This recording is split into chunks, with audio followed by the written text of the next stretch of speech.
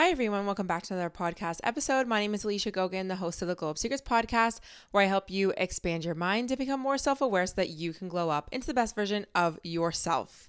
Hello. How are we doing today? If you're watching on YouTube, I don't know if you can tell, but I am recording at like 6 p.m., so it's dark in here and I have a freaking ring light behind me. But I think we got the lighting like decent, okay? I am comfy, I'm cozy. I wasn't even planning on recording this episode tonight, but I just had this spark of like, just chit chat, just get on the mic and talk. So we have an off-topic episode today, and I wanted this episode to be in regards to something to do with like Valentine's Day, because Valentine's Day is coming up. When you guys are listening to this, it'll be, I think it's on Wednesday. And I think Valentine's Day brings up a lot for many of us, mainly the ones who are just not in relationships right now. So I asked you guys a Q&A on the podcast Instagram, which make sure you guys are following me on there. So that way you get notified when I do ask for the Q&A questions. But a lot of you guys submitted questions. So I'm just going to read as much as I can out and give you guys my bestie advice. Okay. And a lot of you guys asked questions in regards to, of course, like being single around Valentine's Day. A lot of you guys asked friendship questions though, like even outside of Valentine's Day, like there's not that many questions regarding that. And there's some situationship questions, you guys, relationship stuff, so boundaries. So we're going to get into all of it. So I'm just going to go down the list and read. But before we get into it, today is day 1 of the 30-day glow up challenge. So if you guys didn't listen to last week's episode, please go listen to it, because we are doing a glow up challenge where we hit 5 areas of focus: nourishment, sleep, movement, self-care, and self-development every single day, and you make your own little wellness menu. And I give you guys a template to make. I give you guys a habit tracker. There's so many of you guys, by the way, who've downloaded the tracker. I can see how many of you guys have downloaded the template, along with there's links that don't track. So there is at least over probably 300 of you. Like, I have those numbers, but I know that there's more. I just don't have links to like my main channel video and the podcast. So anyways, there's a lot of us doing this, and I'll of course be doing it as well. So I'll be on TikTok posting, and I'll talk about it on the episodes as well. So happy first day of the Glow Up Challenge if you guys are participating. And if you are, don't forget to tag me on the podcast Instagram or let me know in the comments, whatever. And let's stay accountable. I can't wait. The fact that in 30 days, it's going to be March, like we're going to be in spring, is just wild to me. All right, so I have a lot of questions. I wrote down a bunch. I don't think I'll get to every single one of them, but we'll do our best. And I'm trying to answer the questions that were particularly asked over and over again. And I'm going to give you advice from this, just like a real place. A lot of these questions that you guys are asking, I have once been in your shoes or your situation. So I'm giving you guys advice based off of what I've actually done, but also what I used to see in myself. And yeah, so anyways, it just felt like I would need to say that, but of course, like, take it with a grain of salt. This is my advice. First question: how to move on from a situationship or from situationships, and how not to fall into one in the first place. And I think we all fall victim to a good little situationship, which is like not really a good little one. How to move on from a situationship, I think, is just in general, like how you move on from any sort of relationship, regardless of how serious it was. Like, you have to understand that, yeah, maybe you guys weren't that serious, but I'm sure you guys had some sort of connection, and you really like this person. That's totally fine that you did. You don't need to force yourself to like, oh my God, it was a situationship, so I should just be over it in like a second. But I think that you should really focus on yourself and choose yourself, because you're important in this situation. And like, the more time you spend ruminating on somebody who's clearly not ready to commit or clearly not looking for a relationship with you, the more you're just wasting on your own life and finding somebody that actually does want to not be in a situationship and actually wants to be in a relationship with you. I think when it comes to breakups, and I have a breakup episode, so I'll get my editor to leave it down below. I do think it's so important to get busy after a breakup or even a situationship, because if you don't, you're just like, you're gonna have negative thoughts. You're gonna have like, you're gonna be sad, which is fine. It's not that we're trying to ignore the feelings. I talk about that in that episode, but you do want to minimize the gap in which you are spending in this negative, sad energy, because a lot of the times it's just like not needed. Like, we don't need to continue to ruminate about a story of our situationship like half the day. Like, we don't need to do that. So getting on a routine, if you haven't been, maybe you want to start the challenge.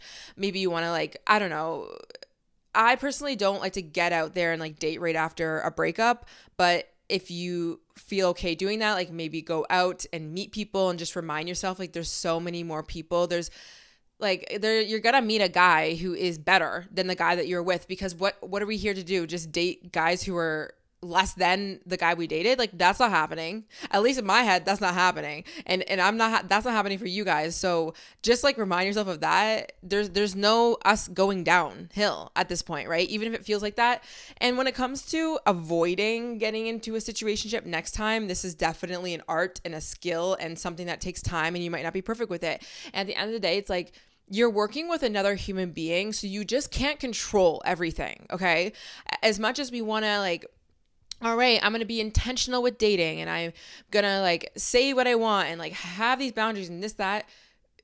People are human, like, and you're human, and you have feelings, and the way that you guys, the way that you meet a new guy or a girl, but I'm just saying guys, and maybe you're long distance, maybe you're not, depending on how much you see them, like how quickly you guys move, like who freaking knows? So you can't control like everything when it comes to being in a relationship with a guy and like moving things quickly, but you know what it is that you want, and you know when you are not saying what you should, and you always need to connect to that part of you and be real. I think that's the first step. I think that when we look back in a lot of the situationships that we were in, we knew the moments where this was being dragged on, or where the guy wasn't taking action. I don't need really to tell you that how to not get into a situationship is to just make sure that you're dating a guy who's actually taking action and wanting to take you on dates and being serious and having these conversations and like then committing to you. Maybe you do need to hear that, but at the end of the day, I think that a lot of us, like, we actually are just looking for those signs. And then when those signs are not there, we just sit around and wait for those things to come. But it's like, they're not coming, and if they were coming, then they would already be here. Like, why is the commitment not coming, or why isn't this guy moving things forward, this, that, and we try and sit around and negotiate, and we try and wait, and we try and like, you know, just be patient. But I think like when it comes to getting in a relationship, if that's what you want, look at a guy's actions, and if he is not taking action, stop entertaining the man. I know. It's like I literally wish that I just like told myself that like more often when I was younger. But, and listen, there's a lot of guys who have different situations and circumstances in which it might take a certain amount of time to, let's say, commit. Maybe you guys are getting to know each other. Maybe you have long distance, whatever. But I've been in long distance relationships. I've been dating guys who are really close. I've dated many different guys in all different calibers. You'll always know. You'll always know when they want to move things forward, and you'll always know when they don't. And if they are like skimping on things, or they're not asking you to hang out or following up, or it's been months and months and months, and maybe you're even asking questions and they're still like, well, I don't really know. And like, I'm just at a position in my life right now that like, you know, I have so many things going on, then done. You have to take what they're saying and also what they are doing as, okay, this guy is clearly not ready for a serious relationship right now, and I am. And don't be afraid to walk away. The best thing you can do is be willing to walk away as a woman, and 9 times out of 10, you're just showing the guy exactly what it is that you want without even saying it, and he'll either chase you and like continue to try and talk to you, maybe in a good way, maybe not, but depends, whatever, or he'll go away and done deal. That's not your man. But yeah, when it comes to avoiding situationships, like stop entertaining guys who are just living in your DMs. Stop entertaining guys who are just like texting you, but like where's the meetups? Where are we going on a date? Whatever. It doesn't have to be this fancy thing. And let's say you are dating a guy for a few months, you have the right and you're allowed to have your voice spoken, I guess, to say, so like, where are we going? Because I really am looking to get into a relationship and like settle down and whatever. And I'm sure you've had those conversations with them. And if he isn't asking those questions, or you guys aren't having those conversations, what are you talking about then? And I don't mean that when you're dating a guy, all you have to talk about is relationships, is future, is kids, blah, blah, blah. You don't. Obviously, you want to have fun with them, but like, is all of your conversations based off of like, what are you guys talking about? Are you talking about a future? What does he want to do? Does he have a good job? Is he like, what's his age? Like you can assess the situation a lot of the times to know if a guy is ready, honestly. And you never want to like decide for a man, obviously, but I don't know. I just think that I can easily tell if a guy is ready based off of his actions, based off of what he's saying to me, and also his financial situation, job situation, and like age. And we have to be careful with that because there could be a young guy who is ready and he's just like, that's that. But I don't know. I tend to stay away from guys who from the beginning, they really like me. They treat me really nice. They want to take me on dates, this, that. But there's concerns coming up around maybe his career or finances, or, you know, he says he wants kids, but it's like, not now. It's not to say that this guy is like a no. Like we can see maybe like if I tell him what it is that I'm looking for, I have to be honest with that. But like for me, that's kind of a red flag because in my life right now, I want that 100%. So if I'm looking for that 100%, realistically, like he's probably not gonna be able to give that to me. And that's why it's like you have to just be real with yourself and what you want in the first place. I think a lot of the times, like when I was in situationships, I just wasn't being real with myself. I wanted a relationship. I never was okay with having a situationship. Never was okay with a guy not taking me on proper dates, ever. But I did it anyways. And I did that because I didn't have a lot of self-worth. I was scared that I wasn't going to get anything. I was lonely. I just wanted something, which it's totally fine. Like, that's what happens. But I just would rather at this point in my life be alone than to waste my time with a guy who's like just not going to take me serious, because that's just not what I want in my life. And I think coming back to get like keeping yourself busy and having your own life, even outside of men in general, it's just really healthy for you to have a full life. Like, what are you doing for your career? What are you doing for hobbies? What are you doing to take care of yourself? Like, what are you doing with your friends? Like, do you have good friends? Get outside, go do things. Life is not always about guys anyways. Once I started to build up my life more in those aspects, I didn't really like need to latch on to the guys who were giving me the bare minimum because I was busy half the time. And the only guys who were getting my attention were the guys who were like, let's go on a date. So I don't know. I hope that helped. I kind of went all over the place, but in general, when it comes to not getting into situationships, like action for me is really big. Someone said tips on getting people to respect your boundaries. I wrote this in because it's just the wording for me of getting people to respect you. You are not trying, we are not trying in life to get anyone to do anything. Like, let's just set that straight with anything. You're not getting anyone to try and date you. You're not getting anyone to try and marry you. You're not getting anyone to try and do anything for you or get anyone to do something for you, okay? The reason why I'm saying that is because, like, the way you actually have somebody respect your boundaries and respect you as a human being and give you everything that you basically want is by you knowing it into being and knowing this is what I want and this is how people are going to show up in my life. And if people are coming into your life and they're not respecting you, walk away from it.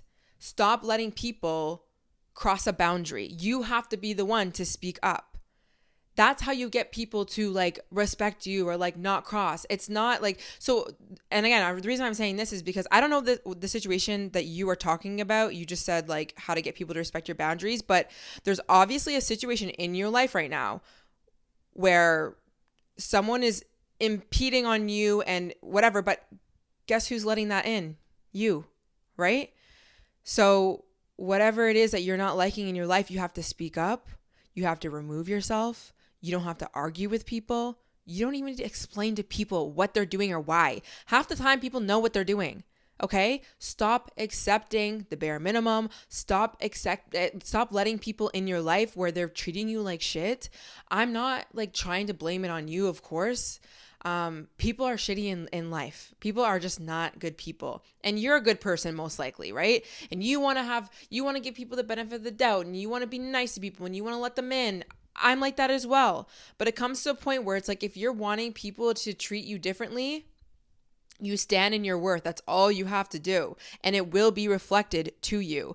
But that means sometimes you might have to walk away, or sometimes you might have to speak up and say the things that you don't really want to do, because that's going to make people uncomfortable. Guess what? That's what you have to do. There's no like you needing to convince somebody and like tell them how to treat you. We're never telling, and I'm bringing this to men. I don't know if this is about men, but we're never trying to get a guy to like us, date us, know our worth. Absolutely not. We're not trying to explain to guys what they're doing. We're not trying to explain to guys. I just even think about this when it comes in my head about like when we notice a guy is pulling away, because I feel like we've all been there.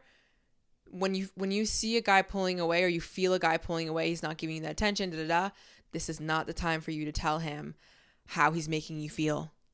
And I know it's like the hardest thing in the whole entire world, because you're hurting so bad. But the truth is, let me say that again. But the truth is, he knows what he's doing. I'm not saying he even necessarily is doing it like intentionally to hurt you. There's always a reason why a guy is pulling away, or like somebody is treating you like crap, and it's really their own shit at the end of the day. And that's how I think about it. Like if somebody's pulling away, if someone's not treating me right, they're unwell. I don't know what the issue is. All I know is I'm kind, I'm a good person, I've always showed up. So whatever they're doing is net. Now, maybe you were a little bit too like attached to the guy, and maybe you were kind of like whatever, and that's fine. You can learn the lesson. You can see if you played a role in it. But at the end of the day, if somebody's pulling away, if someone's not treating you well, stop internalizing it. See what you can learn from the situation, and do not be going and chasing that person and asking, why are you doing this? Or look at the way that you're doing this. Like, look at how you're treating me, and this is not nice, and you should know. We're not doing that. I'm so sorry. So anyways, again, I told you guys I'm going to be a little bit like big sister energy here. Again, I don't know the situation in terms of respecting your boundaries, like how, like no details with that, but you are not actually trying to get anyone. You stand in your worth, and that might mean you removing yourself from situations. Someone said, how to get over loneliness during Valentine's Day and how to enjoy the day when you are alone. I was thinking when I wrote this question down, how I am going to be living how many more years of my life? I'm 28 right now. I don't know, 50 plus or something. I don't know. Who knows? Let's just say I'm living more than 50 years. I have 50 more Valentine's Days to celebrate. I'm not going to be sad about today or when the day comes that I'm not celebrating it with someone. So I just like want to say that, because realistically you're going to have so many more Valentine's Days, okay? But I get it. I have been single so many Valentine's Days, and I don't know. I was going to say it kind of sucks, but in my head it doesn't really suck, because it's just not the day that I'm celebrating with a man. So it's not the biggest deal. There's going to be every single year we have a Valentine's Day. It's not, even when you're in a relationship, there's going to be times where maybe you guys don't celebrate. Maybe somebody is sick. Maybe somebody is away. It's not the end of the world. But when it comes to how to enjoy it when you're single and like whatever, do what you want. Like maybe you are not somebody that wants to celebrate Valentine's Day unless you're with someone. That's totally fine. I used to do that, like not celebrate it at all. But now I just like the aesthetics of Valentine's Day. So, and I like the idea of just celebrating love, and you can celebrate the love that you have for yourself. So why not treat yourself? Why not have a little bit of a night in or a night out and do something cute for yourself? But it's not out of a place of pity of like, oh, like this is so sad that I have to do this for myself. Dude, do you know how many girls who are single right now? Or girls who are doing like Valentine's Days, like totally don't think it's like that. Like genuinely, this day is about love, right? So I don't know. I just think that if you want, you can do a solo date in. I'll probably do that. Actually, I don't know, because I'm going to be hanging out with my best friend probably. But I don't know, like just do whatever it is that you want to do. Maybe you just want to have a night in and you want to make some pasta. You want to paint some candles. You can literally, I don't have my candles up here right now. Grab some plain white candles from the dollar store and paint little hearts on them. I right now have these like tall candles, like the thin ones that you put on like the chandelier things, which I don't have. But I have those, and what I've been doing is painting a few of them red and pink and then letting them dry. And then I'm going to go in and paint pink hearts on the red and then red hearts on the pink. My brain like just did not do the math like correctly there when I was thinking about that. So that's probably what I'll do, even if I'm with my friend or not. But it doesn't have to be crazy. And you can even go out for dinner. I don't know. I personally wouldn't go out to dinner by myself on Valentine's Day night, mainly just because the restaurants, especially in Toronto, but even when I would like lived in Markham and even in Barrie, I've been a server for so many years. The restaurants tend to have like a fixed menu, and it tends to be a little bit pricey. Sometimes it's a deal, but it tends to be pricey, and it tends to be for two people. And I'm sure you can just go, of course, and like go to dinner if you want. And you can totally do this. Like, I'm not saying like don't. You're not going to be like a loser if you do this. But I just think that the menus that they usually have are a little bit expensive, and it just doesn't make sense for me to go by myself and take myself out. And it's really busy, and I don't tend to like to go to like a fancy dinner by myself when it's really busy with a bunch of couples. Not to say that would actually make me sad. It really wouldn't, but I just don't know if that would be like the vibe for me. But maybe you have like a local cafe or you have a local restaurant that you want to go to and it's like not super crazy and busy, you can totally go. But I think just honestly staying in and making yourself a meal, watching some reality TV or reading a book or painting. I have a girl hobbies Pinterest board, which I'll link down below if you guys want some ideas of what to do at home. And that was kind of the next question somebody asked, solo date night ideas. I think you just do whatever you feel like doing. Like I could tell you for a solo date night, which like all the girlies are doing on YouTube, which shout out to all the girlies who are doing solo dates. Like they'll go to a restaurant. But like I honestly, when I'm doing a solo date, I don't really want to go to a restaurant. I want to go to a restaurant with my best friend. I want to go to a restaurant on a date with a bunch of girlfriends. Like that to me is like fun. I'm not saying that I'll never not do that, but for a solo date for me personally, especially because I spend a lot of time at home, I like to cook a nice meal for myself that's not meal prepped at home. I like to have like the lighting right. I like to listen to music. I like to dance. Like I already said, I like to paint. I'll do a puzzle. I'll watch reality TV. I'll order a dessert or I'll make a dessert. It's actually interesting though, because today I had basically like a solo date with myself, but it was a day thing that I did. And I woke up and this is going to be a tangent, but whatever.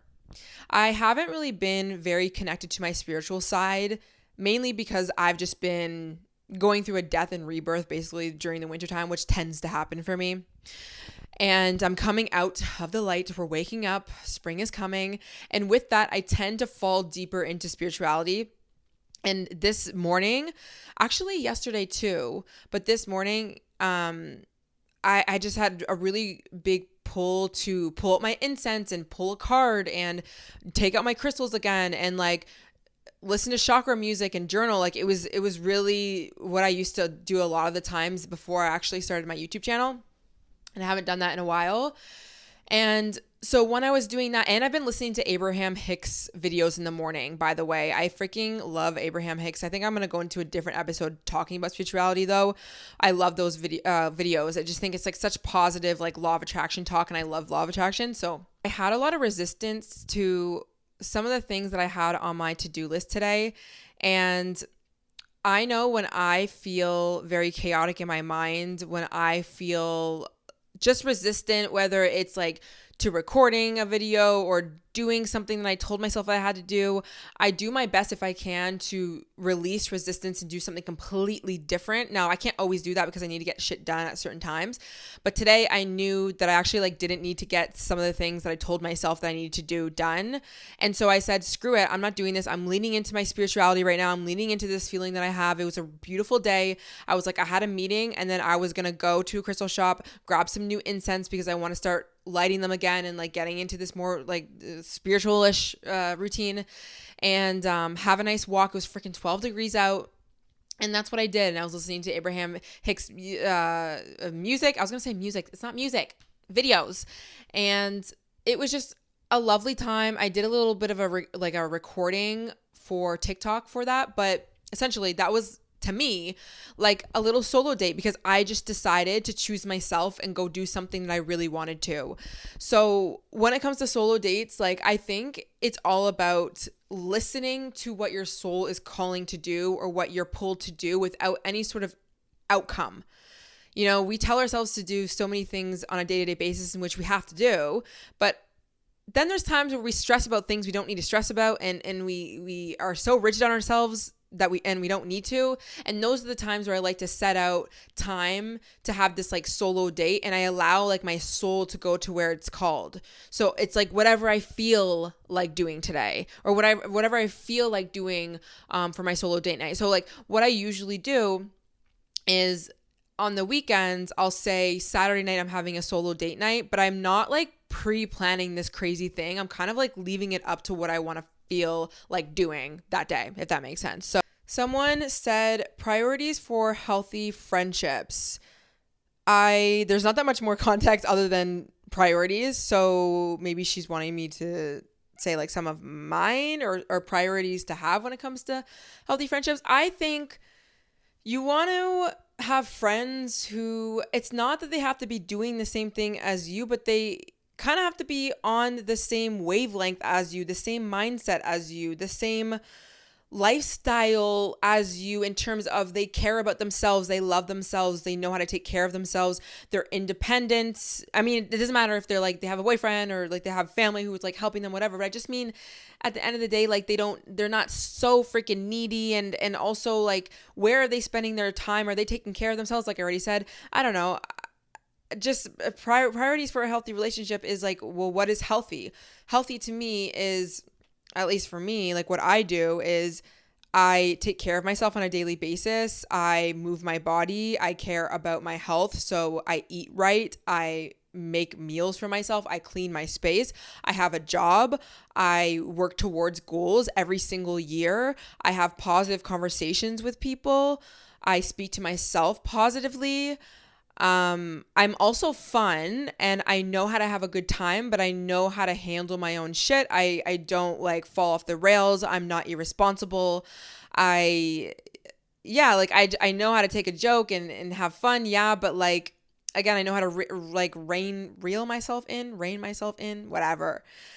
And I just think that that's, for me, that's all I'm looking for in a friendship. And if that friend is not on that same like vibe or whatever, not my friend, honestly. Someone said online dating and how to successfully do it. I have had a few relationships actually from an online dating website, and I personally don't go on them anymore. I don't think that I don't regret any of them, actually. I don't regret any of the relationships, and I actually don't regret using dating apps. I think I use them pretty well. So I think like when it comes to dating apps, you have to be clear with the person, and you have to see the patterns in men, and also like not entertain people who are just like not moving things forward. And just the same way that you would in real life, realistically. And I think like not spending so much time on them. Like, don't use a dating app as the only way you're going to meet somebody, and like only relying on internet like conversations and like meeting guys like that. I just don't think it's necessarily helpful or healthy, I should say. But I just think about the times that I did date any of the guys, and like a lot of them, not a lot of them, but a few of them were actually like turned into relationships. I just think about the first conversations that we had, they were very quick. And I think that on online dating, it needs to be quicker than even in real life, in my personal opinion. I think I'm just thinking it out loud, but I do think that that's kind of because, like, I don't know. If you're on a dating app, you're here to date and you're here to potentially get into a relationship. So if that's the case, when we talk, like, we don't need to spend 5 days having conversations back and forth. Like, basically, like, the first day or two, let's get to know each other, yes. And like, let's get to know each other in the sense of, what are you looking for? What am I looking for? Where do I live? Like, you know, like things about me. Yeah, sure. But like in a day or two, the date should be set. If the date is not set, I would move on. I wouldn't be entertaining a guy. I won't answer the guy, like whatever. But I just think like on dating apps, you will know with, I don't know, for me, I knew within like literally the first 3 things a guy would say, whether he was going to be serious with my time and like actually wanted to talk to me, based off of him showing some sort of interest and actually like asking me questions. And you have to ask them back. You can't be a girl who says hi and then he's just like asking all the questions and you're just like being very boring. I'm sorry, but like I've talked to a lot of men and they struggle with going on dating apps because half the women on there don't even know how to have a conversation with a man. Like, I'm sorry. And I've seen it and I know that.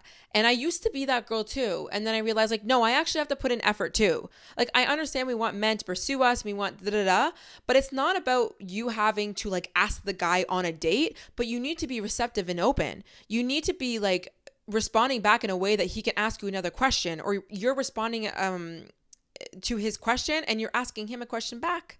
You know, it's like, I don't know. So anyways, so be open and obviously have those conversations. But I just think like after a few sentences, in my personal opinion, usually a guy's like interested enough and he will ask you on a date. And if not, then I just like would go on to the next thing. But again, I would not use online dating apps as like the end all be all. I think you should go out in the real world and also talk to guys and like see who's out there. Someone said how to set boundaries and leave a friend that doesn't serve you. So we kind of already talked about boundaries. And also I want to quickly say I do have a section in my book, The Ultimate Glow Up Guide, that talks about friendships. I give you guys my best advice when it comes to setting boundaries and friendships that don't serve you and like communicating and stuff. So I just wanted to say that because I don't usually talk about that aspect in that book. I also talk about toxic family situations and households. Like I really talk about like how I got through so many of the hard things in my life to try and glow up, because there's like external things outside of like what you can do that affects your glow up, and one of them can be friendships and being surrounded in environments that aren't like really serving you. So I talk about that a lot in the book. But when it comes to setting boundaries and like leaving a friend who doesn't serve you, your situation is going to be completely dependent on like whatever it is. So it's hard for me to give you specific advice, but I just think like if you can, the best thing you can do is to communicate with that friend, because realistically, like you played a role in this friendship. I'm not saying you played a role in whatever this person is like not serving you with, but at the end of the day, you've allowed this person to come into your life for whatever reason. You obviously gained something out of this friendship. So I think, you know, the best thing that you can do, like just respectfully as an adult, is to communicate with them. And I even say that in my book that there was this one friendship that I didn't really do that because I was a people pleaser and I didn't really like speak my truth. And I if I ever have one regret, it would be regretting that and just not being an adult and it like just communicating what I was feeling. When it comes to communicating with a friend and having like a friendship breakup, you want to do your best to not make it about them and put the blame on them, even though it might be them. And you don't want to like lie, because obviously like maybe you want them to know what they're doing. So like don't also lie. But I just think like it's not like that beneficial when you're like trying to have a conversation with someone when you're putting all the blame on them, because they're not going to be receptive to it and you might like get into an argument and it just like might not be like cordial. So I don't know your situation again, but if somebody wasn't serving me, I would just tell them like, hey, I've been like observing these situations and these things and like I'm just not feeling good about them, and I want to go on this path in my life and I want to talk about these things and I want to spend my time over here. And it seems like we're only spending our time, like, let's say drinking, clubs, not healthy situations, whatever it is. And I just no longer want to spend my time doing that. And again, maybe this means, like, this is what I'm thinking in my head is sometimes what friends will say is, no, I don't want to do that either. Like, I want to do what you're doing over here, which again, you have to assess the situation and see, okay, well, maybe you're going to give them a chance to kind of like go on this journey with you, because like, who knows, maybe you've never even said this, right? Like, you have to give your friend the benefit of a doubt, but maybe you've already said this to your friend. And if that's a situation, then you have to tell them respectfully, like, we've had these conversations before, or I hoped that this is where we were going, but it doesn't seem like with your actions you are, which is fine. I don't need you to change. I'm not judging you. I think you have this path that you're going on, and that's fine. Again, like, bringing it back to like, it's really not about them, like, whatever, but I just really want to go in this direction. I just no longer think this friendship serves me.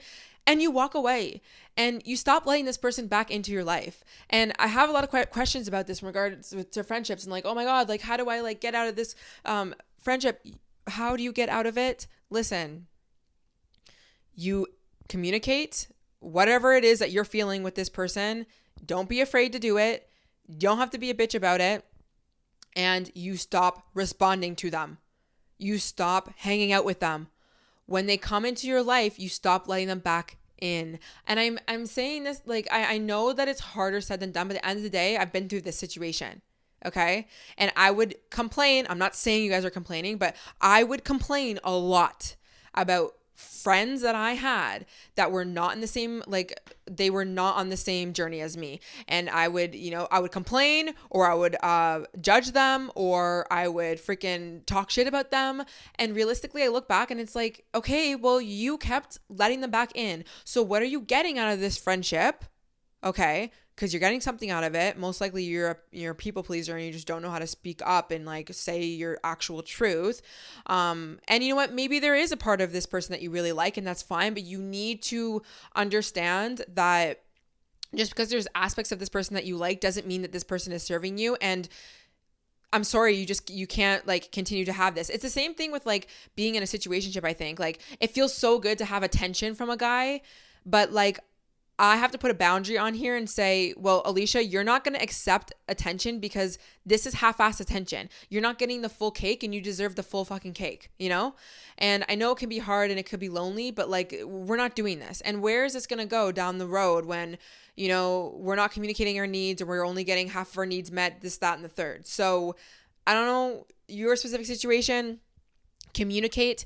If you've already done that, stop letting them in your life. They already know why you will be not answering them because you've already told them. So that's the best you can do.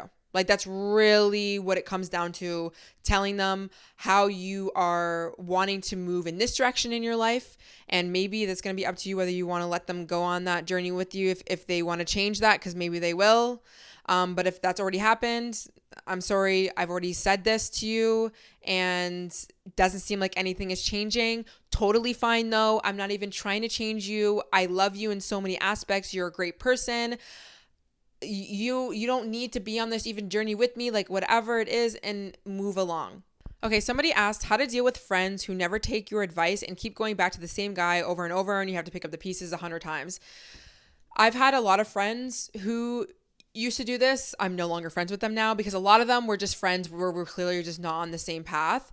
And I think like when it comes to you're finding yourself having to pick up the pieces 100 times, it honestly falls back on you.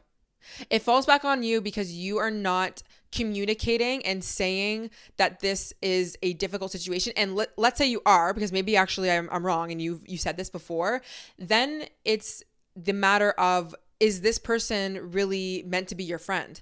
Because why are we friends with girls who are moving like this, right? And we're going to give people grace and we're going to give our friends grace. And this is something that I've had to learn over the years. It's like, my friends are not always going to listen to my advice. I know that. Now, going into any sort of friendship and having the friendships that I have now, I sit in the back burner of being the advice friend. And listen, I am the advice friend, but I only give it when people really want it. And I also have zero expectations and attachment when it comes to like whatever they do with that advice, because I'm not invested in it. I'm not interested in it, whether they want to take it or not, because I just understand how humans are.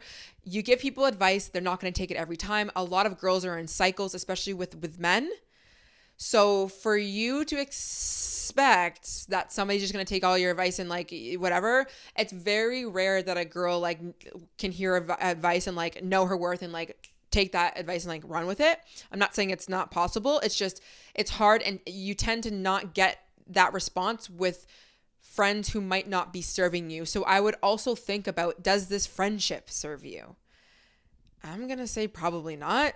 And I'm just saying it based off of my situations that I've been through. A lot of the girls who I had to like pick up the pieces and they kept doing the same thing over and over, those girls just didn't get it. They were just the girls who didn't get it. And bless their hearts, bless their souls, love them, because I understand why people are in patterns. But when it came to affecting our friendships and how I felt like I was always the advice friend and always the one that they were leaning on, and that's all they were doing, I was like, I'm getting too old for this. I'm getting too old for this. I want to give you advice. Yes, I give my friends advice all of the time. And it's not about you need to take this advice, but it's like, if I continue to see you in patterns, babe, you're not well. So are you going to take responsibility over your life and you're going to work on these patterns? Do you even see these patterns? A lot of these girls don't even see these patterns. And I'm not here for that. So you need to kind of assess that situation. Like, maybe you're outgrowing this friendship. Just, you're growing up and you realize like what it is, and you're just understanding that like these patterns are not serving us. But if your friend is not seeing that, then maybe that's no longer going to be the friend for you moving forward. And maybe we're distancing, or maybe you're communicating and saying, hey, listen, I want to be your friend and I want to do things, but in this area, in this aspect, I see this pattern with you, which I understand why. I give you grace. I understand, but I can't be the one that keeps picking up these pieces. It's hard for me. It's hard for you. It's hard. It's not healthy for the relationship. And I honestly think that you deserve better. So, and then depending on what they say, you can kind of assess the situation from there. But I don't know. I think like when it comes to giving friends advice, like that's how I move now. And I don't even need to detach from anything, because the friends that I'm with, or the friends that I'm friends with, will usually actually take my advice anyways, because they're not stuck in patterns, because I'm not usually like friends with like kind of like people like that. But I don't know. So anyways, that's my best advice. Someone said, how to truly be happy for your friends and stop competing with them. I guess it depends on what you are competing with them on. I guess actually it doesn't, because it could apply to like anything. I think you need to understand why it is that you're competing, and most likely it has to do with them having something that you want, which is like, if we're bringing it to like jealousy and envious, whatever. Don't know how to say that word right now. It really is just showing you that there's something, you have a desire in your life and you're not getting that desire right now. So I wouldn't beat yourself up about it, but obviously like we don't want to use that as a way to bring people down and compete, right? Because we don't want to do that, and we don't ever want to like make people feel bad or anything like that. Or so I don't know the situation, but I honestly would say, think about the thing that you are trying to compete with or whatever, or you're jealous of, and see how you can create more of that in your own life, and stop focusing on them. Because at the end of the day, like, there's no need to even compete. There's enough to go around. This comes back to the abundance mindset. You're in scarcity right now. Why is it that we are jealous, or we are competing with a friend or anyone when it comes to what, like relationships or like money? What, there's not enough money to go around. There's not enough great jobs to go around. There's not enough great friends to go around, events to go to. Men, you think your friend is the only girl that's ever going to be in a healthy relationship if that's what she's in, and you're jealous of that? Like, what is it, right? See how you're operating a little bit from that scarcity mindset, and bring your focus onto yourself. There's probably things in your life that aren't really necessarily going the way you want, which is sometimes you can't control, and that's totally fine. But it's like, how can I pour back into myself? I know I tend to, if I feel, not in relation to friends, but if I see or hear something that I'm kind of like, oh, like I really want that, I look at the area of my life in which I don't have that, and I continue to work on that, and I continue to build it up, and I use that as evidence to show me that I can get what I want. Anytime my friend, or I guess friends, any friends who are successful around me, who have what I want, who are whatever, I just look at them like, oh my God, I'm like one step closer to being able to get what I want, which is that. Like they're showing me it's possible. They're showing me it's possible. People online who are successful are showing me it's possible. You only ever want to use that as evidence that you're going to get what you want. You're looking at whatever you see in your reality as can't get that. Well, why? That's a you thing. That's a belief thing. Why do you believe that you can't get that? Right? So I see like my friends and the relationships that they're in, or let's say the success that they're getting, and I'm just like fucking amazing for one, but also I'm right here. I'm working on it, and see how maybe you're lacking in some areas of your life and just focus on that. And I'm not saying like we can always do that, because let's say like you can't really control the fact that let's say you don't have a boyfriend if you're like jealous of a friend who has a boyfriend or something, but I think you know what I mean. Another one with friends. You guys are really with this setting boundaries thing. So I'm just going to say this as well. How to set boundaries with friends who barely pay and never give loaned money back. So when it comes to friends who never pay, if it's like really an issue for you and this is the value that you hold and you like whatever it is that you are looking for in a friendship, I think you really do need to communicate, because maybe this friend doesn't understand or doesn't know that this is something that you care about when it comes to like paying more or whatever. Like you got to give them the benefit of doubt. A lot of the times we get into friendships not saying what we really feel. So it's like, how are we going to get mad at that person for acting the same way they always do when we haven't even told them what it is that we actually want? So communicating your needs and saying like, oh, like when we go out, are you able to cover this or whatever? Again, sometimes I need more context in order to answer these a little bit better, but communicate. Okay. But also when it comes to friends who never loaned money back, did you ask for the money back? My question is that, did you ask directly for your money back? Yes, but then they didn't follow up. Okay, did you follow up? Well, not really. And like, I don't know, it's just awkward. Okay, so then it's right? Comes back to us. We have to be the ones, if we want what we want in our lives, to stand up and say what we need. So if you need to ask your friend again to when are we repaying the loan back? And listen, we don't have to be mean about it. We can say, like I understand that things have been hard. Can we set up a payment plan or whatever? I don't know the situation. You have to persist. And of course, what you're going to do when you get your money back is not loan money to people who don't know how to pay you back, obviously.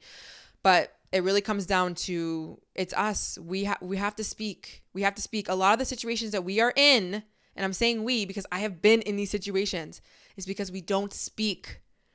Okay? And it doesn't have to be scary. Okay? I know a lot of times when we are too afraid to say what we feel, it's like, oh, they're going to be upset or we're going to lose them. Okay, well, if they're upset and if they're going to leave, they're not for us. You don't have to be mean at all. Being direct is not being mean, okay?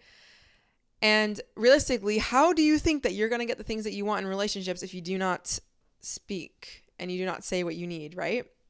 So this is something that you need to practice. You don't have to be flawless, and you don't need to always like put it on them. It's not about them. I like to always say, like, let's say in the loan example, you could just message them and be like, hey girl, like it's been X amount of times, days or weeks since you said you're going to pay me back. I'm just wondering like when that's going to be. Like, could we like set up a date? I understand that money is tough and money is rough and this, that, and the third, whatever, blah, blah, blah. Like it's actually not that deep. You just have to keep persisting in a lot of these things. Someone said how to cut an obsessive and codependent friend loose. Being respectful is not working.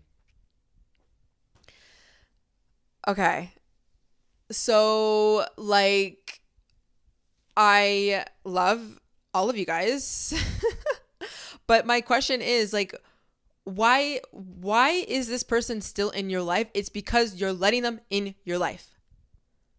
So stop letting them in your life. And the whole like being respectful is not working thing. Okay, you know what? Great. You tried to be respectful. You communicated. You told them why it is that like you're trying to like cut loose. Why are we answering the phone? Why are we responding to DMs? Why are we meeting up in real life? What are we doing? Right? Like, I'm trying to think in my head, like, okay, what other situations could it be that like you'd be around this person. Like maybe it's at school, yes, but even at school, remove yourself, hang out with other people until this person gets a point. Like I'm not really sure. And when you're saying like, oh, this what is it? This obsessive and codependent person, when somebody's codependent, it takes two people, right? So what were you gaining out of this relationship? A lot of friendships not a lot, or some, I guess, I don't know. This has just been the experience for me, and I've seen this a lot with people, is like usually there's a friend that's like the people pleaser and the advice giver and the girl who's like on her shit, and then the friend who's like chaotic and crazy and like really always needs that person. But then like you as a people pleaser and a codependent, like you don't know how to speak your truth and say what you actually feel, so you tend to like stick into relationships longer than need be. But you also do get something out of this relationship, which is like you do feel valuable and worthy of something when a friend comes to you for advice. I would feel really good about myself when my friend would come to me with advice. Like I wanted to care about her. I wanted to whatever. But I realized like, okay, well, I thought my need was getting met at the beginning. Maybe it was, but it's no longer getting met because this is actually creating like an unhealthy relationship. And I am actually inside very angry and annoyed, I guess. But anyways, I'm saying that just because like there tends to be a reason why you were in that relationship. And now maybe it's just the fact that I'm saying relationship but friendship. There might be a fact that like maybe you just liked that person and maybe you liked going out with them or hanging out, like partying with them, or they're a really good friend in this aspect or that. But again, coming back to, okay, well, we're getting older now and we want friendships that serve us completely. This person doesn't need to be like our everything, but this relationship needs to serve us completely. So if this relationship is no longer serving us completely, then we got to go. And if that means it's going to be a little bit boring and a little bit scary and we have to find new friends, then yes. But you know what? What is the alternative? To get bare minimum friendships? We're not doing that anymore. I promise you, it's like so much better to not do that. And then you're going to clear up space for healthy people to come into your life. Healthy girlfriends can't come into your freaking life when you are holding on to girls who are running around the city and chaotic as F and freaking crying about a guy every three seconds and they're damn near almost 30 years old. Like, we're not doing that. So anyways, back to being respectful didn't work. I don't know your situation completely, but stop letting them in your life. Okay? If you have to ignore them, if you have to delete their number, block them, I don't know what it is, but you're letting them in your life somehow. So let's just not anymore. And again, love you. I'm not trying to like put all the blame on you, but at the end of the day, all we can do is focus on how we perceive the situation, how we respond, and where we put our attention, time, energy, focus. Someone said, how to make friends in your 20s. I think we need to stop trying so hard. I said this in one of my videos on my main channel, but like I just think back to the times that I met some of my best friends in my life, like all of the great girls in my life. I didn't really try. I really didn't. In terms of trying, what I mean is I feel like sometimes we think that we like put ourselves in this particular spot. We got to go to these yoga classes like every single week for 3 months, and we're going to find our best friend that's going to be a yoga girl just like us. Or like we got to like walk up to these girls at school, or we have to like go to a coffee shop and hopefully we'll find her, and like maybe, right? But I think like we have to like detach from outcomes and let's just live. Like imagine that, going out in your life and just being open with your energy and allowing life to bring you the people that are actually meant for you. I think sometimes we walk through life with so much anxiety and so much overthinking and controlling, and where do I put myself, and this girl over here looks good, maybe I should go over here. Just vibe. And I know that's such bad advice. It's like, just vibe. What the fuck do you mean by that? But anyways, I'm just saying, I think we need to stop trying so hard. And honestly, you have to just move in areas, not trying, but genuinely just move in areas that you like. So for me, I do a lot of stuff for social media. So I go to a lot of social media events and like influencer events essentially. And I obviously work with a lot of brands. And there was this one brand, Bumble actually, I worked with them like 2 years ago. And they were doing this, they were working with like 5 other influencers, and they sent all of us like an email and like one thing. So I got to see who they all were. And so I was looking up a few of them and I saw that this girl Tess, she had made vlog videos in Toronto and I actually used to watch them all the time. And I was like, oh, that's sick. And so I sent her a message and I was like, oh, hey, like I'm in Toronto too. Or actually not at that point, but I was moving to Toronto. I'm in Toronto too. Like I'm an influencer. Like we should maybe like totally meet up or something. Like I'm on the Bumble thing. And like, yes, I tried, but it was just a very like simple message of like, hey, we're doing this thing. And like I saw her vibe and what she does and it was very similar to mine, so I was interested in her. And she was like, oh my god, yeah. And then we like ended up having coffee. Like we just met that way and we built our friendship over the past few years just simply by staying connected and putting in effort to meet. You have to obviously put in effort, but I just think like the small interactions make such a big change or thing in your life. Sorry, it's like kind of late. It's not late at all, actually, Alicia. You can't use that excuse.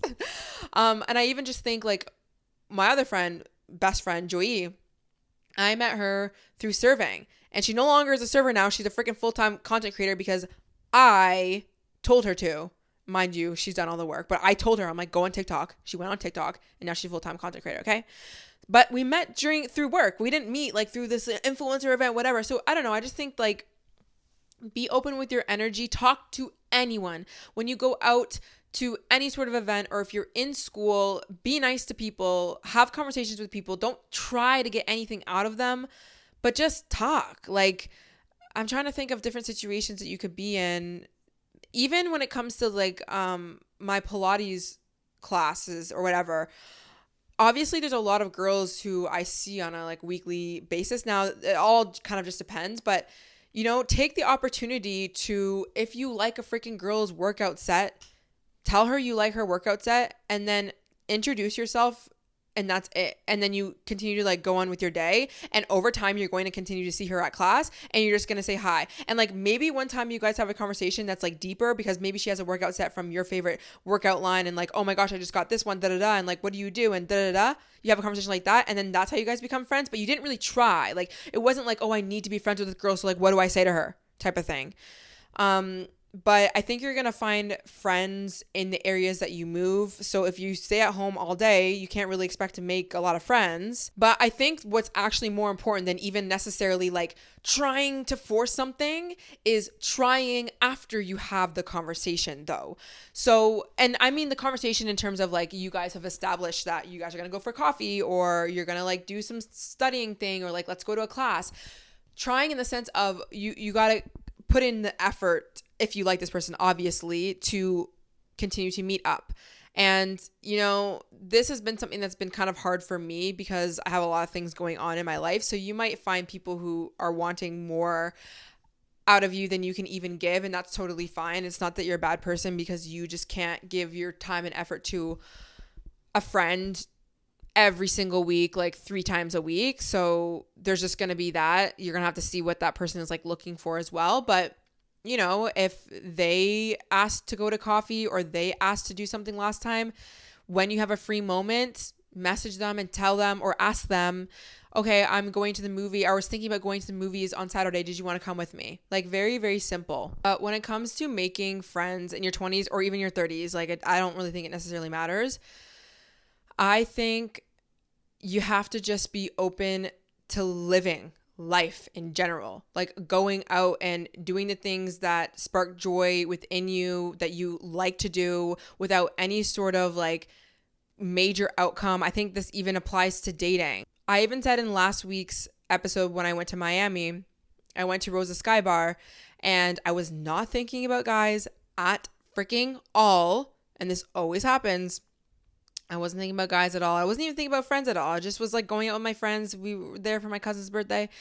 And I went up to the bar. We're getting my freaking espresso martini. And this guy was standing there and he started talking to me. And he was like a really great guy. And he hung out with us all night. He ended up coming out the next day, whatever. And we just all had like such great conversations. And I met a really good guy simply just like by not going out and being like, where am I going to meet this guy? And I was just myself and I was open and I wasn't being stressed about anything. And that's how you make real friends, right? And that's how you even like find real connections when it comes to men. You're yourself. You're not like trying to be someone that you're not. You're not being awkward and like trying to like put on a show for anyone. Like, I think that that's where you find the most authentic friendships or relationships, and you can find them anywhere.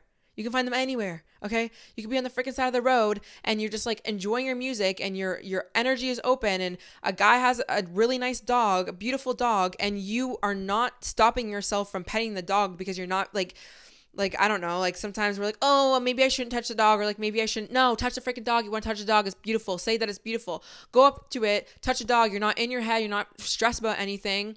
And then you ask its name, and then you're talking to this guy. And you know, he's like new to the city and whatever, and you guys start having conversation that way. Like, there's no actual right way or like best place really to find people. It's about like what energy are you putting out and what are you attracting, right? And I don't think that I realized this when I was in my 20s because I was so in my head. I was so anxious about everything. I was trying to control everything.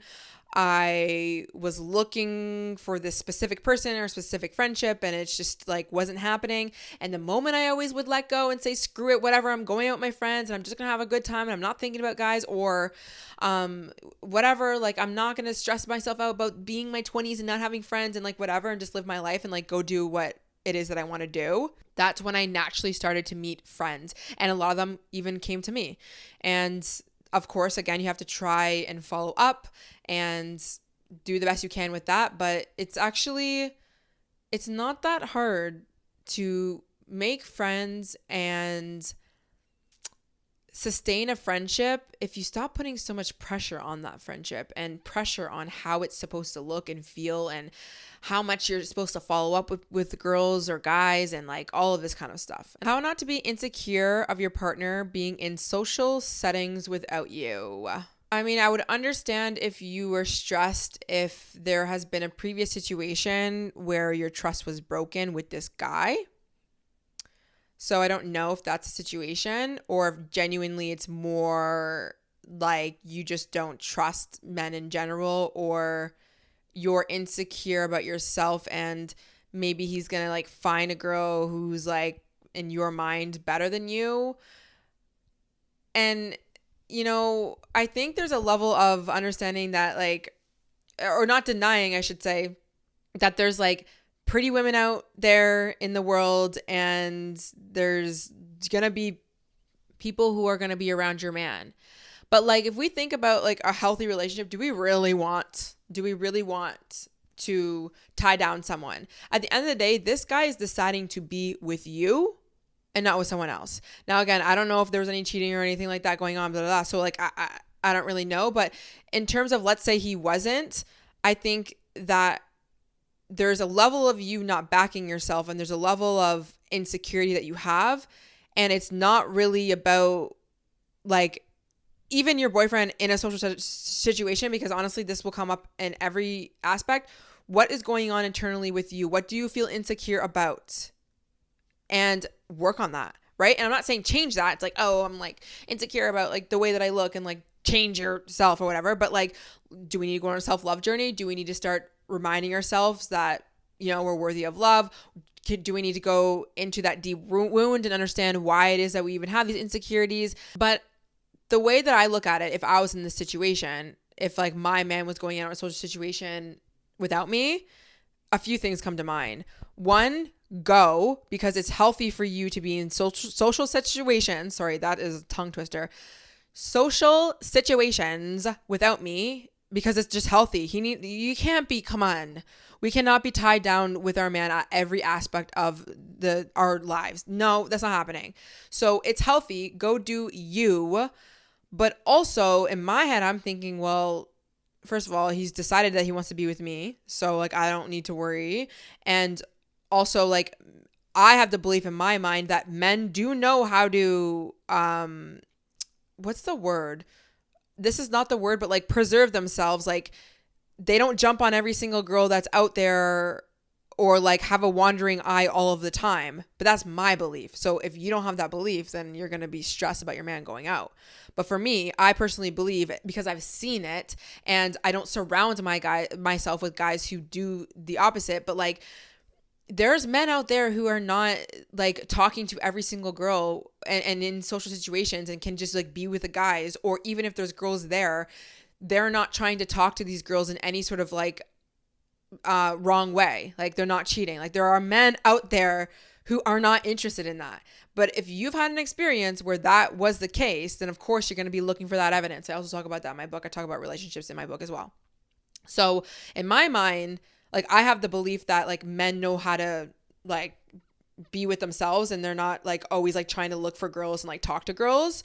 And definitely the man that I'm with, that's the man that I'm with. Like he's absolutely not having a wandering eye because he wants to be with me, and that's just not the type of guys that I date. I don't date guys who are going out and acting single. Not happening.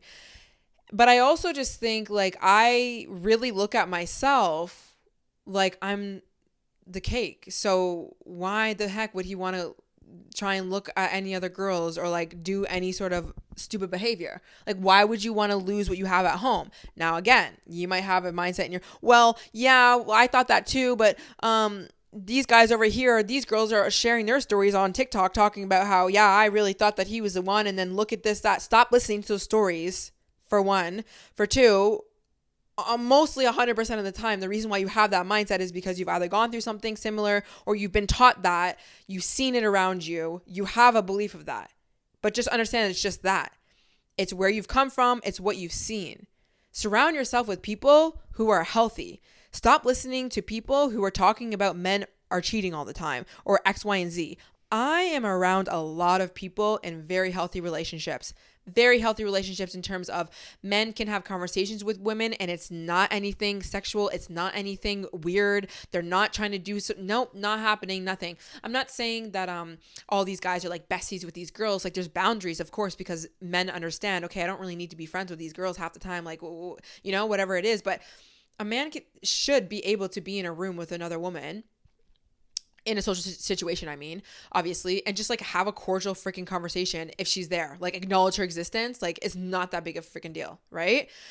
And I understand that men operate different than women. I personally believe that. So I'm not like being like naive here and saying, oh, he could just like be besties with like everyone and it's totally fine. Like, no, but there are men who know how to operate in this world and they're not throwing out what they have at home just for some fun or for whatever. So you have to like assess the type of man that you are dating, the situations that you have been through, and you need to back yourself more. Why aren't you backing yourself? Why are you not thinking that you are the absolute number one freaking girl that you'd want to date?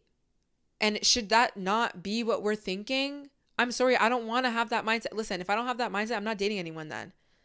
Because I'm going to go in a spiral. Of course you're going to go into a spiral if you don't think that you're freaking top tier in your relationship. So, and I was talking about this in one of my episodes. I don't remember which one it was. Something to probably do with relationships and breakups. But like, I worked a lot on myself in terms of looking at myself like a 3-layered cake. So, and this took time. Okay. This took loving myself. This took not trying to be perfect, because I'm not perfect. Okay. I know that I'm not perfect. And I also know that I'm not the prettiest girl in the freaking room. I'm not the most successful girl in the whatever. I have flaws. I don't care. I'm going to be with a guy who accepts that, because I accept that about me. And also I would accept that with him. And that's just like life. Like if I'm with whatever, but I look at myself like a 3-layered cake, and I worked on this, which is physical aspect. So the way that I look and take care and present myself, I think is top tier. I'm not saying top tier out of all the women in the world. Definitely not. But for me, in my standard, I'm there. I've worked on that. I'm happy with it. That's just that. Everyone has their own standards. Mentally, I'm on my shit, okay?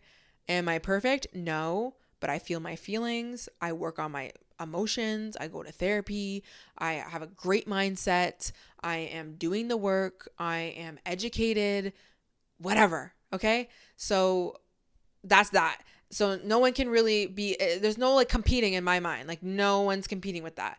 And it's not about putting other women down or putting anyone else down. It's just like, I know that I'm great. There's a guy is not going to be desperate for more. I guess that's not really the right word, but craving more mental or physical. No, because I'm dating a guy who knows that about me and I hit that box 100%. I am not dating a guy who I know I don't physically, mentally, everything fit that box. Okay.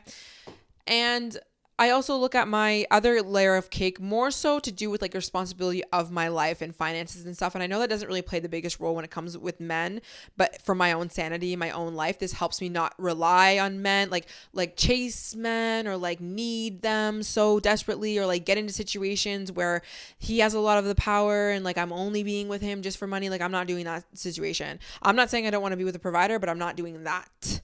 Okay. So, and it's fine. Listen, if that's your situation, I understand that everyone's situation is different and like life is not perfect. But anyways, with that said, I look at myself like I'm bringing a lot to the table. Okay. So there's no reason why my guy would be looking the other way. And if he is looking the other way, I'm sorry, babe, you are not the man for me. And also, though, I look for a guy who is reflecting the same 3 freaking layers of cake. Okay. So that's what we need to get on board with us women is physically. And I'm not saying he needs to be like 100% 10 out of 10, whatever. Everyone has their own preferences. Like, geez, but it's like, are you attracted to him? And whatever rate, does that fit your box? Whatever. So look at that, but also mentally, like, does he have a good mindset? Is he kind? Does he not take care of you in that sense, but like, is he kind? Is he nice? Does he have a good mindset? Is he like on a pursuit, on a path of something?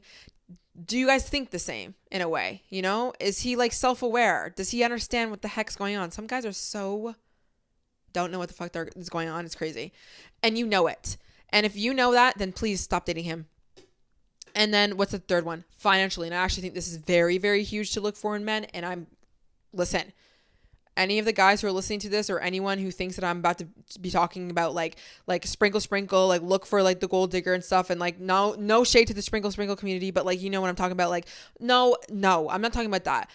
I'm talking about finding a guy who has a career, who knows what he's doing, or at least he's like on that path. And I don't mean he's just talking about it, not doing anything. I mean like is on something, is really important to me. And it's really important to me because I've dated guys who were not. And I've also dated guys who were on the pursuit in their baby steps. And that was the only thing that made it difficult for them to actually be able to date a woman who had that 3-layer cake, because he felt really insecure because he didn't have that financial piece. And I'm just being real. I've dated guys who were like that, and great guys, healthy relationships, so nice. But it came down to the fact that there was a lot of anxiety and stress and a lot of like insecurity, and he felt like he wasn't the provider and the man because he couldn't do that. And I didn't even ask for it. But a lot of men, it doesn't matter.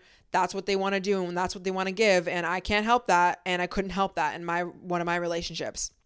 So, I now look for guys that are like that, but I also just like look for guys who have the financial or like the career piece set, because in my mind, they're more ready to be able to take on me as a 28-year-old woman that's ready for more in life. And a lot of the times it has to do with kids, and like men are not for them. Actually, I take that back, because a lot of men will have kids with people and they're not ready and whatever, and things happen. So this is just a blanket statement, but you know, a lot of guys, if they're not set with their careers, they don't know what they're doing, if they're still not financially where they want to be, or if they're a little bit younger, like they're not really like wanting to invite all of that seriousness. Even if you are a great girl, even if they want to be with you, they won't freaking do it. And honestly, a good man won't do it. I respect men who say, I can't do it right now because look at my situation, look at my lifestyle, how am I supposed to provide this for you and for me and for the kids, okay?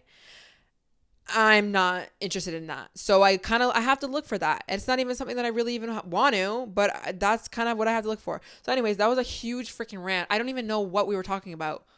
What the heck were we talking about? Oh, being insecure. So anyways, look at yourself as a 3-layer cake. And that means maybe doing your own personal work. And again, if you're with a guy who did though, not, or like who did break your trust, then I don't know. Like, I'm not saying that guys like can't change and stuff, but I just think like, and it's not about them also like having to coddle you all the time, but what are their actions and what are they saying to you? And are they like reassuring to you? Are they having open conversations with you? Do they really understand what has happened? Or are they kind of just being passive and they're going about their day and they're like living their life the way they always do? Like, we know as women, we watch our men, okay? We know what they're freaking doing, what they're feeling, when they're lying, when they're freaking not, okay? Like, majority of the times we really actually do that. We do know. And even if they're not up to no good, it's just like we know when they are playing small. And this is not even in relation to us, but like for me, I know when my man is playing small in his own life. I know when my man is lying to himself. I know when a man is coping. I know when my man is stressed. I just know. So because I know myself and I'm very in tune and I'm in tune with other people. And I see their patterns. I talk to them every day. Asked how to know when a relationship is worth it to keep trying or not. To keep trying or to end it. I think this comes back to what I just said. I think you know. And you know what? There's no harm in you being willing to walk away and see what happens. How about that? How about just because like you feel like, okay, maybe this is the end and I need to end this relationship. That doesn't mean that it'll be the end forever. Quite frankly, you walking away could be the very thing that both of you guys need. And you're not going to know that until you walk away. So if you are fed up with your relationship and you've, had those conversations and you just, whatever, just be willing to walk away. And if this guy is ready to step up and you are also owning your shit and you know the things that you're playing and you're really on it and it's really mostly like you're kind of with a guy who's a little bit passive and it's just like he's not really changing or he's not giving you what you want, walk away. And if he's your man, he will come back to you. But when he comes back to you, you need to stand in your worth and you need to say, this is what I'm looking for, not in this way. But like, you need to communicate with him like, hey, well, I really love you and I want to be with you, but like still like this is what I'm looking for. I'm looking for marriage. I'm looking for a relationship that's serious. I'm looking for X, Y, and Z. So are we on the same page? If he says, yes, I understand. I really actually want to give that to you. I was downplaying your relationship. Whatever it is, I understand. I see your worth. I want to be with you. Okay, cool. Done. Go into the relationship. And then of course you want to see like assess the actions and make sure that we're not like falling back into old ways. But if he's just coming back to you and just giving you the same freaking puzzle piece, I don't want that. So then you don't let him in. But you also need to tell him, right? If he does come back and you walk away. Because if he comes back and you let him in and you continue to act like your own self, don't be upset when he's acting the same, which is what we do a lot too, because we are too afraid to say what we want. Just be willing to walk away. It's the most powerful thing you could ever do. Especially when it comes to changing someone's actions, which we're not trying to do. But if you were trying to change somebody's actions, you be the change. Coming back to what the girl said about, what did she ask? Getting people to respect your boundaries, you become the change. You stop letting people walk all over you. Someone said, how to work on an anxious attachment style while being in a relationship. I have a few episodes on relationships and anxious attachment, so I'm going to leave them down below so you can deep dive. I am a recovering anxious attachment girly, so I don't totally understand this. So I'll just give you like a few tips.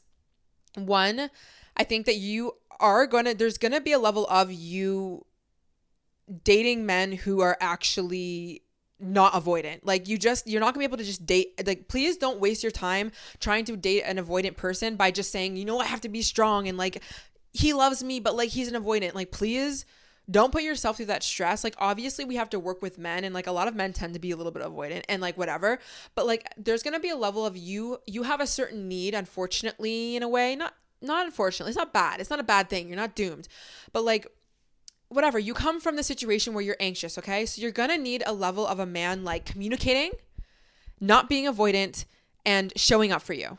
And you probably didn't have that in your life, and that is why you're anxious. Because that's why I was anxious, okay?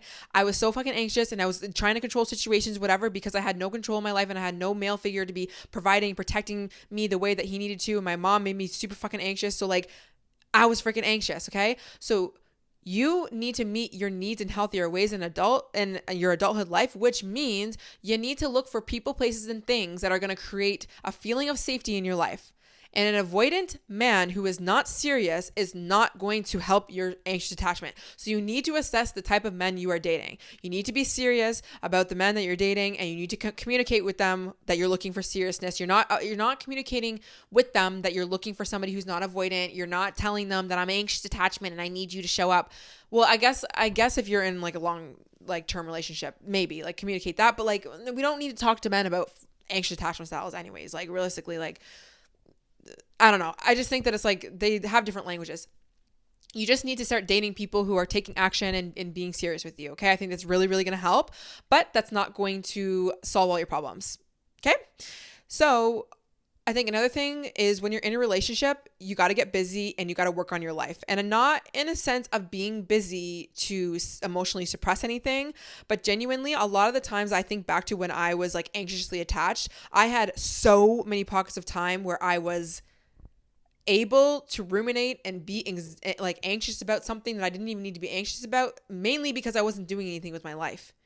Okay. And I'm sending you lots of love and compassion because I don't know what you do with your life, and maybe you're really, really busy, but there's probably some things that you can focus on in your own life, which you need to do anyways. Understand you need to do this anyways, regardless if you're whatever in a relationship where you put the tension back on yourself. The anxious attachment is really like also you like putting that spotlight on somebody else too. So the secure is like bringing your energy back towards yourself. So, do you have a consistent routine in your life?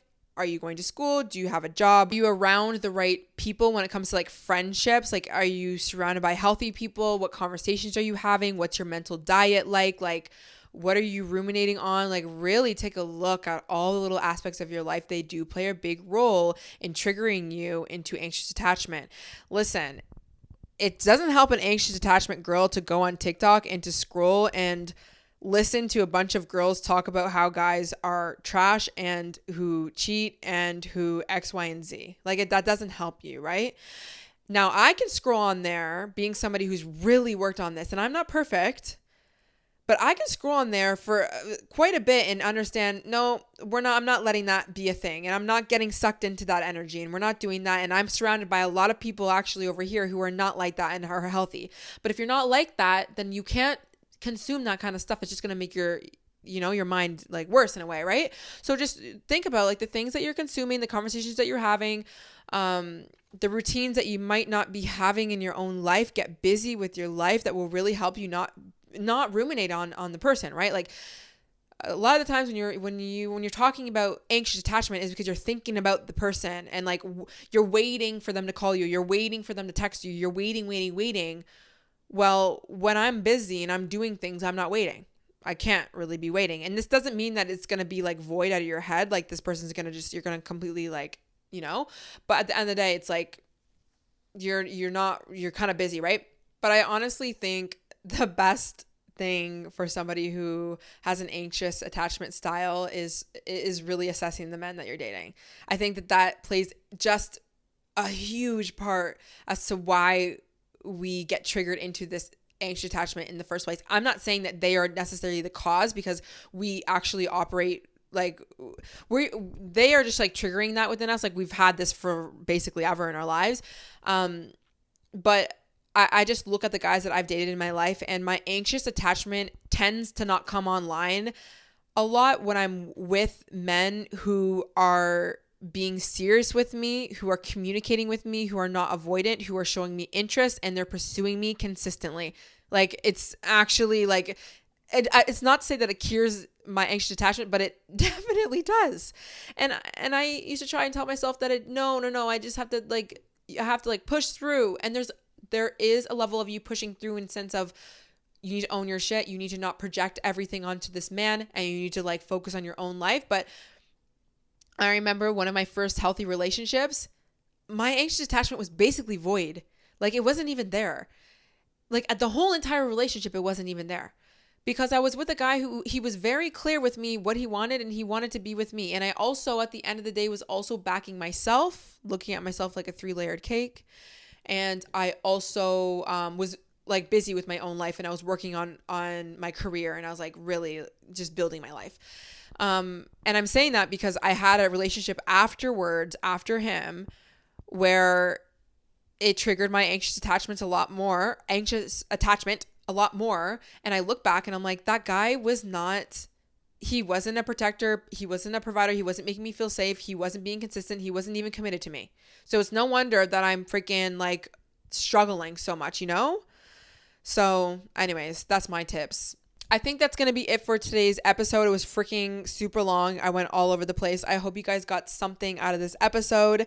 If you want to hear any more advice when it comes to anxious or relationships, we'll have them linked down below. Like I said, I do have a section in my book which talks about romantic relationships, and I also have a journal guide section for the relationships, which I wasn't planning on even having in my book, but I did. So some of the questions, which are going to make more sense when you actually read the book, but it's like asking you, how do you feel when you're with somebody versus like just thinking about the person and how they are and how they treat you, but like, how do you actually feel with them? Like, do you feel safe or do you feel anxious all the time? Like, there were so many times that I dated guys who I genuinely, it didn't matter how hard I tried to like keep my anxiousness in and like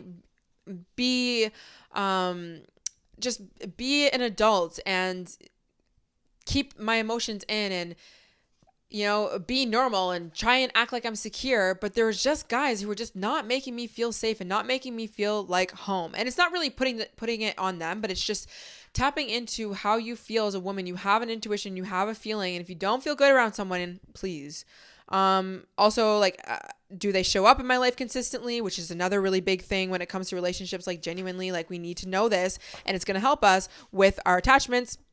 Am I recreating old patterns or attachment styles from past relationships or family dynamics, which is good to always see how we tend to get attracted to men who resemble the types of relationships that once were resembled to us in childhood with our fathers, not in a romantic way, but genuinely, we learn how to be in relation with a male based off of our earliest, obviously, relationships, and that's usually with our father, which I find our anxious girlies are usually have like avoidance somewhere in our lives. My dad was very avoidant, but also we tend to just match up with avoidance because that actually kind of is self-serving in a way, which is a whole nother topic, and we can get into it maybe another day.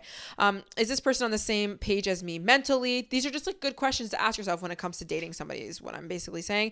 Outside of what they do for me conditionally, such as taking me on dates, buying me gifts, or sending me text messages with a bunch of promises for future, how do I feel about this person when they're not giving me these things? Because sometimes I feel like we get our judgment gets clouded based off of like how they look or what they're saying to us or the things that they're buying. But like, how are we actually feeling even without all these things? Like, would you be with that person? Is there something else? I think there is. Oh yeah. Do I enjoy their company even if we weren't on a fancy date? Do they take action on their words that they send throughout text? And I think that there's maybe one more. No, there's not. Okay, so anyways, there's a bunch of them in there. So if you're interested in that as well, you can do a little bit of relationship journaling. So I hope you guys enjoyed, and I'll see you guys in the next one. Bye.